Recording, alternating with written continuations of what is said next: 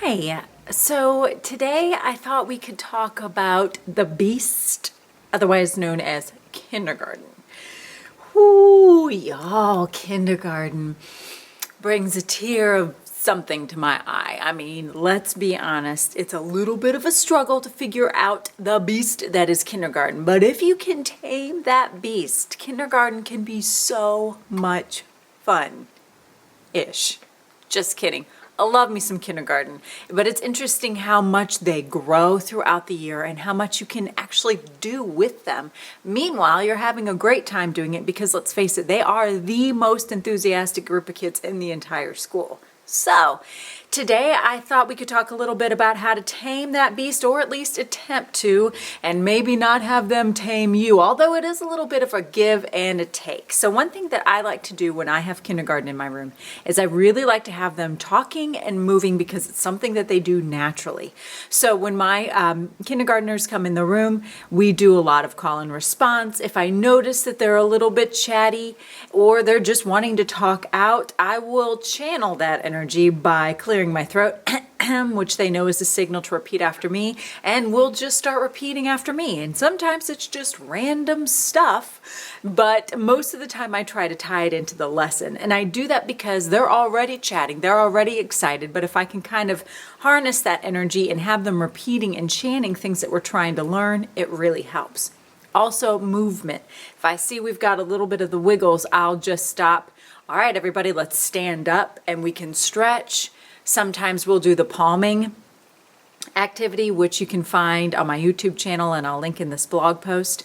But a lot of times I have found that just kind of moving, making horizontal lines, let's make a vertical line, let's make a diagonal line, just those kind of things, getting them moving, getting that energy out, and then, okay, let's sit back down. And now, boys and girls, let's talk about something totally different.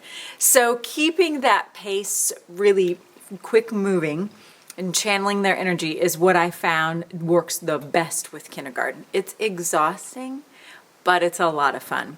And so what I have to share with you next is a little video I made of myself teaching just a pinch of self-portraiture to kindergartner, just to kind of break the ice, to get them all in the room, get them excited about what we're going to do before we go shopping for our supplies. And by the way, in the video, we're all dressed as superheroes. It was superhero day. I was channeling my inner Ninja Turtle. So, all right, let's take a look. Smells good in there. Ooh, good. Hey, let's see who's sitting like a superhero. Let's see who's sitting like a superhero. Yay! First row! Can I get a yes? Yes. We're superheroes. We're superheroes.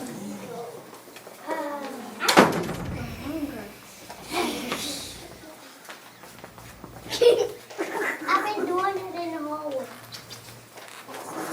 Watch how strong mine is. Look how strong mine is. This is stronger than Excuse me, Excuse me. but did you know What is it now? that if you You Paint a picture paint a picture of you of you. that is called That is called a self-portrait. a self-portrait. A conch shell. I'm going to borrow a conch shell just a minute. You're good. Boys and girls, who can raise your hand and tell me what is it called if you make a picture, a drawing, or a painting of yourself? What is it, buddy? What kind of portrait? What kind of portrait? Self. You got it. Boys and girls, our word of the week is self-portrait. So if I say self-portrait, this is what you do. whoop whoop. Whoop, whoop. Let's try it. Self-portrait. Whoop, whoop. A self-portrait Whoop, whoop. is when you make a picture of yourself. Self. That's called a...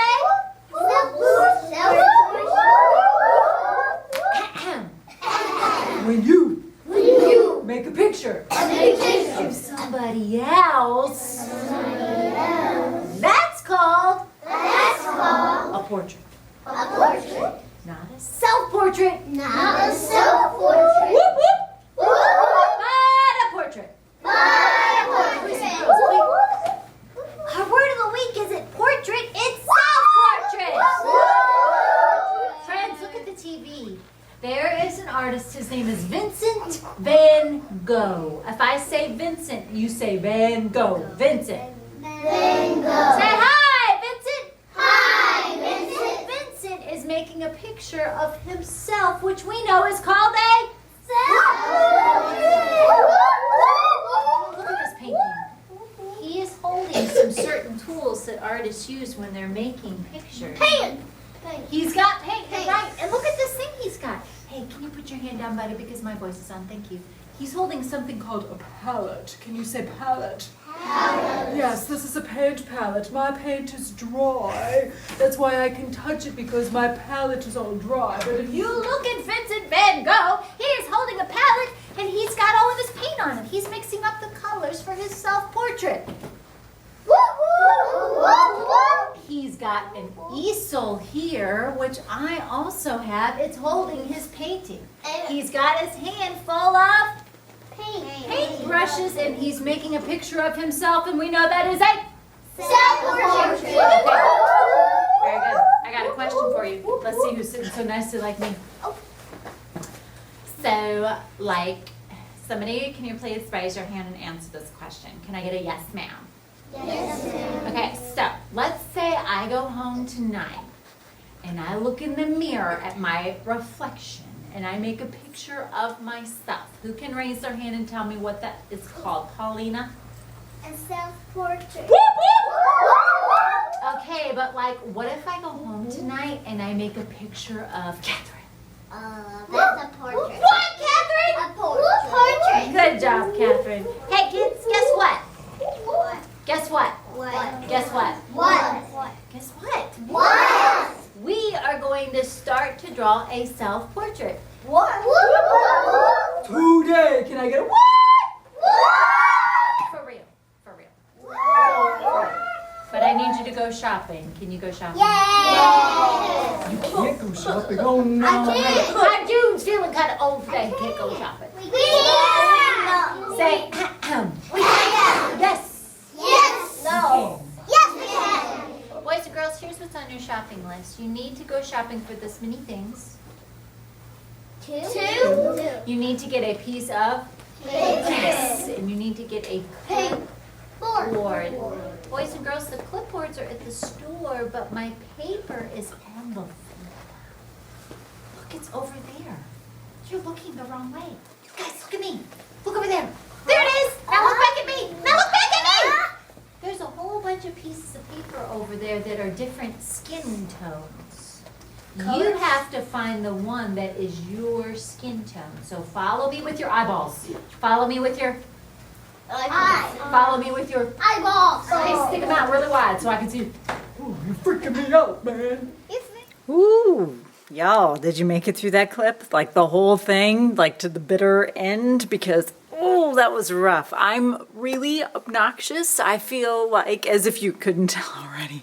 But sometimes you gotta ramp up the obnoxious, because what I've noticed is that silly sticks and obnoxious, it works. Sometimes you gotta even like out obnoxious the kindergartners. And if you can do that, then you're really onto something.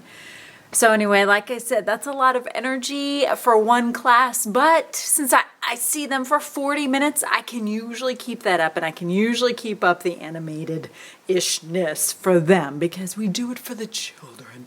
And do I do that with all classes? Sometimes, if I'm feeling really crazy and my coffee's kicked in, but you gotta be able to read your audience. If they're already keyed up, then you need to be able to be very calm and bring them back down. And if they're a class that's in a little bit of a slump, then you need to kind of ramp up your obnoxious level to get them excited about creating.